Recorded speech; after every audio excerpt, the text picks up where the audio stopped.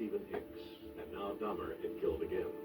This time, he would no longer resist his violent fantasies.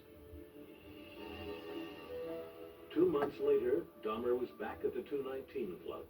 Outside, he met a 14-year-old Native American boy, James Dockstader.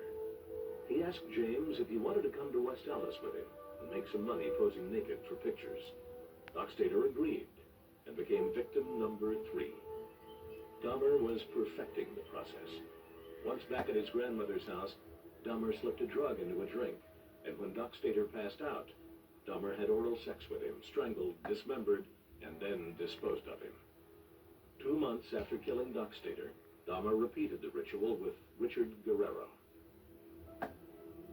In September 1988, the 28-year-old Dahmer left his grandmother's house and rented a cheap apartment in a rough section of town. The day after he moved in, he went cruising for men, and not far from his new apartment came across a 13-year-old Laotian named Suntom Sinthasumphone. He enticed the boy to his apartment to take pictures. While waiting for the sleeping potion to kick in, Dahmer began to fondle the boy. The boy panicked and ran out of the apartment to his nearby home. When Suntom's parents heard their son's story, they called the police, who arrested Dahmer.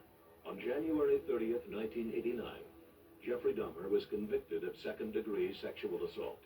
He was released on bond until sentencing in May. In the interim, he would kill again. This time, the victim was 24-year-old Anthony Sears. At the May sentencing, the 5-time killer spoke to the judge and pleaded for leniency on his sexual assault charge.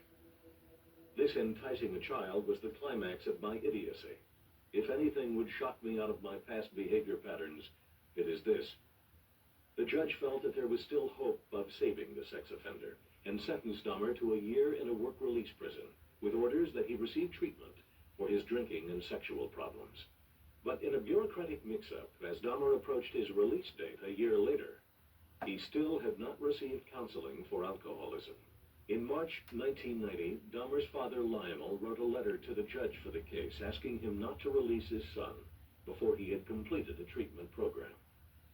I sincerely hope that you might intervene in some way to help my son, who I love very much and for whom I want a better life. This may be our last chance to institute something lasting. One day after Lionel Dahmer mailed that letter, his son Jeffrey walked out of prison. On May 13th, he signed a lease for apartment 213 in the Oxford Apartments.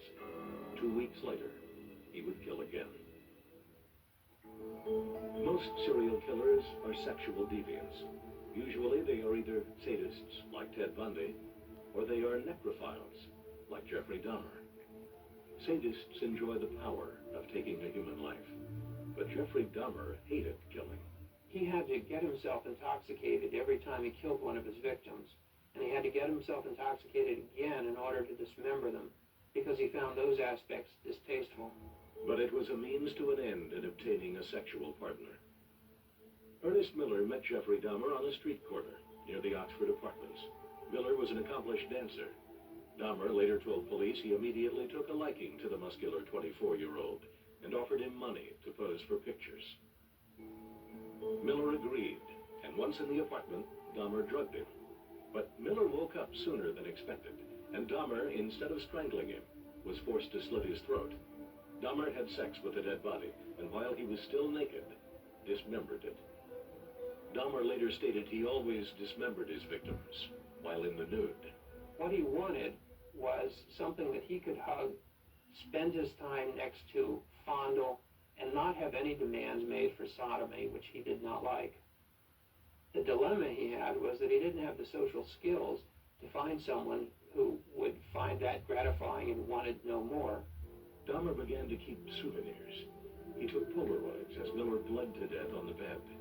Dahmer then decapitated him, boiled the flesh off the head, painted the skull, and kept it. It's common among serial killers to keep jewelry, photos, even body parts of victims as a keepsake. Dahmer took it one horrifying step further with Ernest Miller. This was a person he really liked. He indicated that he had filleted his heart and kept it in the freezer, and he also kept his bicep. He stated that it tasted like beef or filet mignon. He ate only the people that he really liked, and he wanted them to be a part of him or with him all the time. Sometimes I just think